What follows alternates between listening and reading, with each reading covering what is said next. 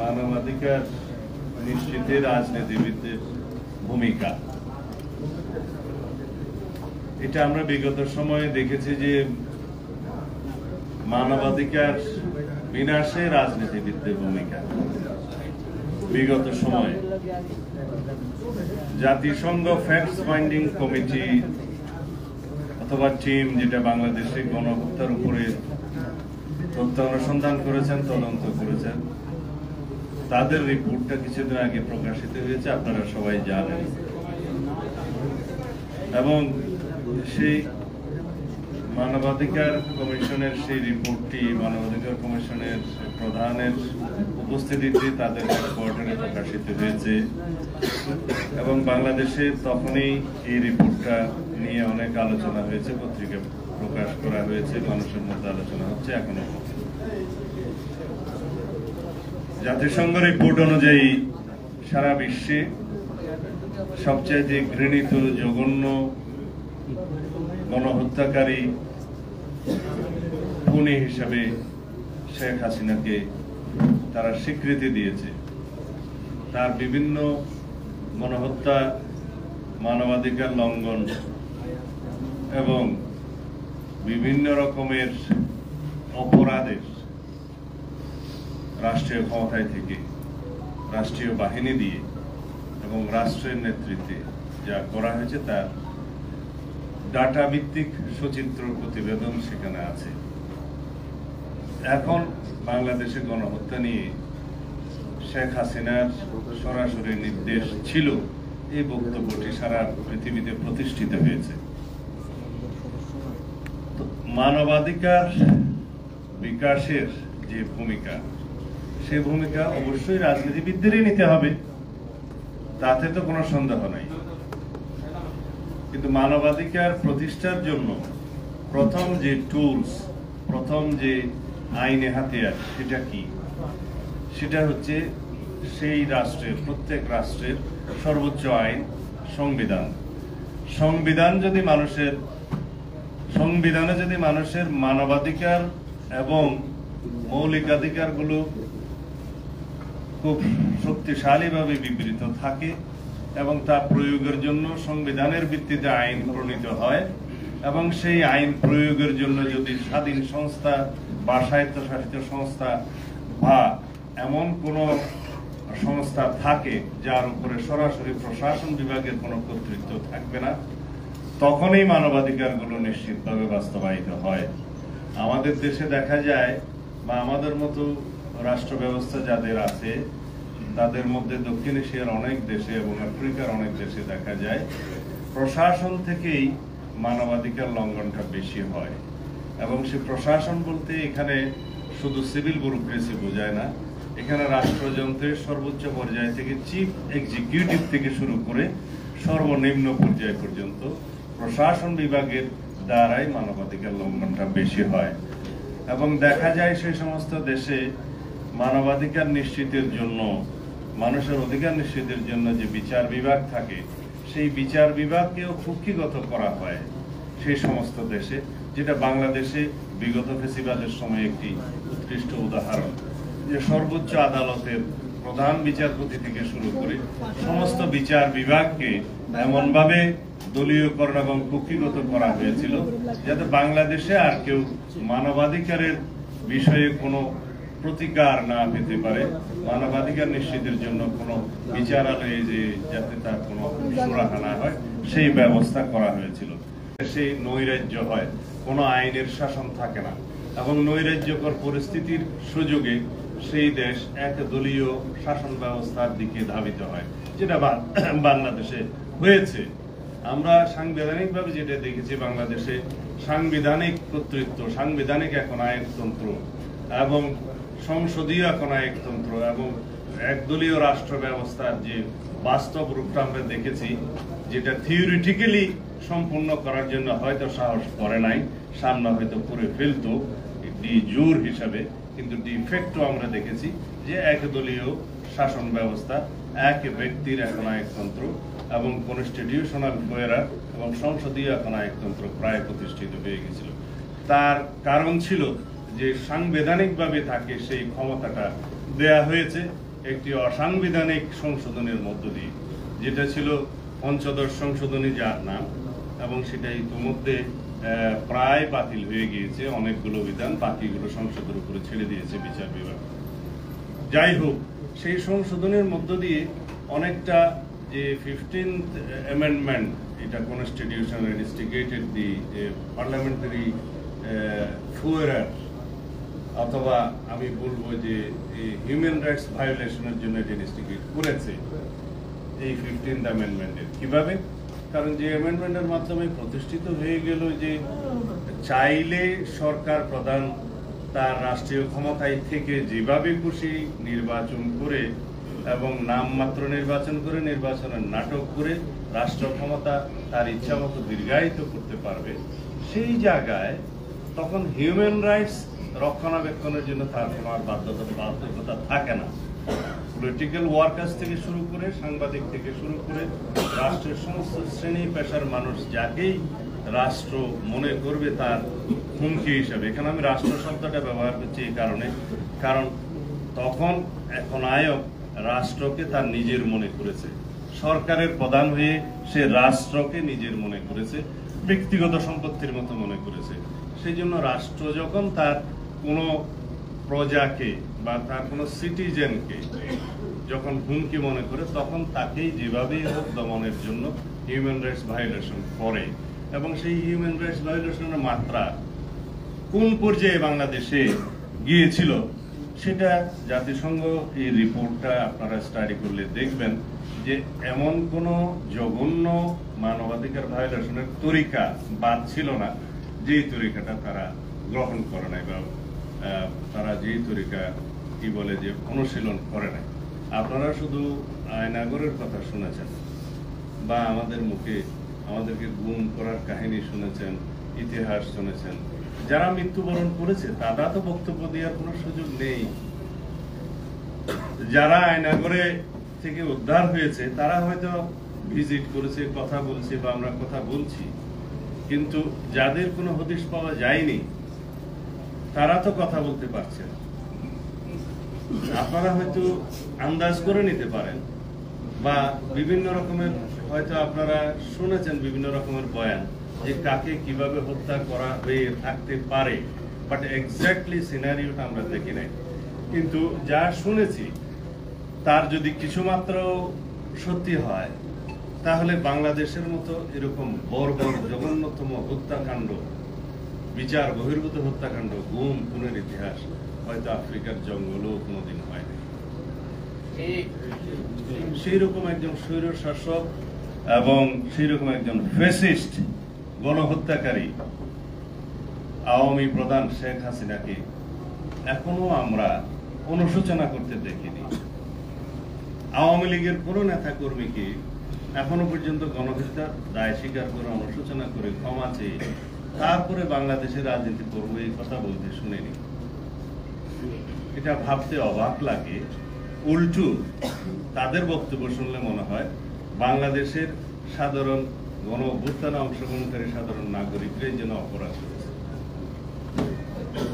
এই অবস্থা থেকে আমাদের মুক্তি পাওয়ার জন্য সম্পূর্ণ একটি রাজনৈতিক সংস্কৃতি পাল্টাতে হবে। যে রাজনৈতিক সংস্কৃতি হবে বাংলাদেশের মানুষ সানন্দে গ্রহণ করবে ফেসিবাদের বিরুদ্ধে, অগণতান্ত্রিক প্রক্রিয়ার বিরুদ্ধে, যে কোনো রকমের রাজনৈতিক সংস্কৃতির বিরুদ্ধে, যাতে সকল মানুষ আপন করে নিতে পারে সেরকম রাজনৈতিক সংস্কৃতি আমাদের চালু করতে হবে, চর্চা করতে হবে। এবং ফেসিবাদ বিরোধী জাতীয় ঐক্যকে সামনে নিয়ে ঊর্ধ্বে তুলে ধরে আমরা যদি আমাদের গণতান্ত্রিক রাজনৈতিক সংস্কৃতি বাংলাদেশের মানুষের সামনে উপস্থাপন করতে পারি, তাহলে স্বৈরাচারের কখনো আর উন্মেষ হবে না, উৎপাদন হবে না ফেসিবাদের। সেই জন্য শুধুমাত্র ফেসিবাদকে আমরা পুলিশ দিয়ে যেন রুখে না দাঁড়ায়, যে পুলিশ দিয়ে তাদেরকে রাস্তায় রুখবো, সেটা বিষয় নয়। বিষয় হচ্ছে আপনাকে রাজনীতি দিয়ে রাজনীতিকে অপোজ করতে হবে, রাজনৈতিক সংস্কৃতি দিয়ে মানুষের সামনে বিকল্প রাজনৈতিক সংস্কৃতি উপস্থাপন করতে হবে। তাহলে পরে অটোমেটিক একটা স্বয়ংক্রিয়ভাবেই বাংলাদেশ থেকে ফেসিবাদের সমস্ত ঝাড় রোড, সমস্ত শিকড় উপড়ে দেওয়া যাবে। কিন্তু তা যদি না হয়, শুধুমাত্র আমরা গতানুগতিক রাজনৈতিক চর্চা করি, যেখানে মানবাধিকার সমুন্নত থাকবে না, যেখানে নিশ্চয়তা থাকবে না আমাদের মৌলিক মানবাধিকারের, সেই রাজনীতি দিয়ে বাংলাদেশের মুক্তি আসবে না। সেই জন্য আমরা সংবিধানের এমন সব সংশোধনী প্রস্তাবনা এনেছি আমাদের মানবাধিকার সেকশনে এবং হিউম্যান রাইটস সেকশন সহ ফান্ডামেন্টাল মৌলিক মানবাধিকার সেকশনে প্রায় একই রকম উচ্চারণ করতে, যে আমাদের যেগুলো মানবাধিকার সেগুলো অবশ্যই মানুষের মৌলিক অধিকার, আর যেগুলো মৌলিক অধিকার তার মধ্যে অধিকাংশই এখন মানবাধিকার হিসেবে স্বীকৃতি পাচ্ছে। যেমন ইন্টারনেট সেবা, আমি আমার বন্ধুর সাথে আলাপ করছিলাম যে ইন্টারনেট সেবাটা কিভাবে রাইট টু ইনফরমেশনটা মানবাধিকারে রূপান্তরিত হবে বা হয়েছে, সেটা গুরুত্ব। তো উনি বললেন যে রাইট টু ইনফরমেশনটা যদি শিওর করা না যায়, তাহলে মানুষের যে কোনো অধিকারের বক্তব্যটা তো কমিউনিকেট হবে না। সেই জন্য এটি ইটস ওয়ান কাইন্ড অফ মানবাধিকার বলা যায়, রাইট টু ইনফরমেশন এবং আমাদের যে তথ্য পাওয়া বা নেট পাওয়ার অধিকার। এইভাবে বর্তমান সময়ে ভোটাধিকার নিশ্চিত করাটাও আমাদের মানবাধিকার এবং মৌলিক অধিকারের অন্যতম, যেটা আমাদের মাঝখান থেকে হারিয়ে গিয়েছিল বিগত সময়ে। তো সুতরাং মানবাধিকারের বিভিন্ন ক্লাসিফিকেশন বা বিভিন্ন রকমের ধরন বা বিভিন্ন রকমের ইনক্লুশন হবে, সময়ের প্রেক্ষিতে বাড়বে, এবং মৌলিক অধিকারের অবস্থাও একই হবে, যে মৌলিক অধিকার মানুষের আগে 5টা ছিল, সামনে 6টা হবে, 7টা হবে, এরকম বাড়তে থাকবে। সমাজের বিবর্তনের মধ্য দিয়ে মৌলিক অধিকার এবং মানবাধিকার এগুলো বাড়তে থাকবে। বাট এগুলো এনশিওর করবে কে, সেই আলোচনায় আজকে। এনশিওর অবশ্যই করতে হবে রাজনৈতিক নেতৃত্বকে, এবং রাজনৈতিক নেতৃত্ব সেটা বাস্তবায়ন করার একমাত্র ওয়েপন, একমাত্র হাতিয়ার হচ্ছে নির্বাচিত একটা প্রতিনিধিত্বের মধ্য দিয়ে, একটা সংসদের মধ্য দিয়ে, আইন প্রণয়নের মধ্য দিয়ে, সংবিধানের সমস্ত সংস্কার সংশোধনের মধ্য দিয়ে আমাদেরকে সেটা বাস্তবায়ন করতে হবে। এবং আমাদের সেই সার্বভৌমত্বের প্রকাশটা হয় জাতীয় সংসদে, এবং সেই সার্বভৌমত্বের প্রকাশ ঘটানোর জন্য জনগণ নির্বাচিত প্রতিনিধি নির্বাচন করে। কারণ জনগণই হচ্ছে একমাত্র গোড়ায় সার্বভৌম ক্ষমতার অধিকারী এবং রাষ্ট্রের মালিক। তো সুতরাং আমরা সেই সার্বভৌমত্বের কথা বলি, আমরা সেই নির্বাচিত প্রতিনিধিত্বের কথা বলি, আমরা সেই সার্বভৌম সংসদে আমাদের সেই সমস্ত আইন এবং সংবিধান সংস্কারের কথা বলি, যা আমাদের মৌলিক অধিকার এবং মানবাধিকারকে নিশ্চিত করবে। আমি আহ্বান জানাবো আমাদের সকল রাজনৈতিক গণতান্ত্রিক শক্তিকে, সকল সামাজিক শক্তিকে এবং বাংলাদেশের সকল সচেতন নাগরিকদেরকে, যাতে আমরা এই বিষয়ে ঐক্যবদ্ধ হই এবং এই বিষয়ে সোচ্চার হই, এবং এই বিষয়টা আমরা জাতির সামনে বলতেই থাকি যে আপনারা গণতান্ত্রিক রাজনৈতিক সরকার প্রতিষ্ঠার জন্য, আমাদের প্রতিনিধিত্বশীল জাতীয় সংসদ প্রতিষ্ঠার জন্য যত দ্রুত সম্ভব গণতান্ত্রিক প্রক্রিয়াকে ত্বরান্বিত করবে।